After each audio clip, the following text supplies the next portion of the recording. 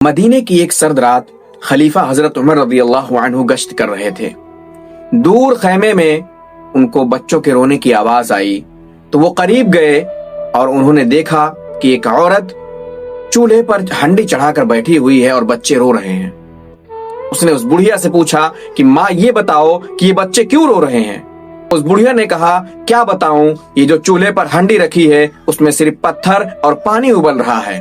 میں انہیں بہلا پھسلا رہی ہوں تاکہ وہ کسی طرح سو جائیں، کیونکہ ہمارے پاس کھانے کے لیے کچھ نہیں ہے۔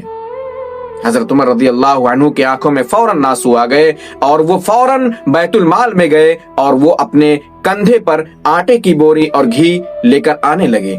جب غلام نے دیکھا تو اس نے کہا سلطان آپ یہ بوجھ مجھ کو دے دیجئے، میں یہ بوجھ اٹھا کر اس بڑھیا کے گھر تک پہنچا دوں گا۔ تو حضرت عمر رضی اللہ عنہ رو کر کہنے لگے یہ بتاؤ کل جب اللہ مجھ سے اس کے بارے میں سوال کرے گا تو کیا اس دن بھی تم میرا بوجھ اٹھا لو گے؟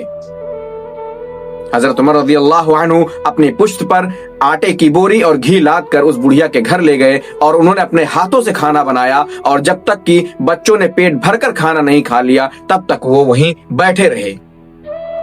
یہ تھے ہمارے حکمران حضرت عمر رضی اللہ عنہ، جن کو امیر المؤمنین کا لقب دیا گیا۔ ان سے شیطان بھی تھراتا تھا اور کانپتا تھا، لیکن آج کے حکمران کا کیا حال ہے آپ تمام لوگوں کے نظر کے سامنے ہے۔ وہ بھی چاہتے تو وہ بھی آرام سے محل میں بیٹھ سکتے تھے، لیکن ان کو خوف خدا تھا کہ اگر میری رعایا میں سے کوئی ایک بھی بھوکے سو گیا یا کسی ایک کو تکلیف ہوئی تو میں اللہ کو کیا جواب دوں گا۔ خود بھوکے رہ جاتے تھے لیکن رعایا کو کبھی بھوکا نہیں رہنے دیتے تھے۔ ایسے ہوتے تھے اللہ والے اور ایسے ہوتے تھے ہمارے خلیفہ۔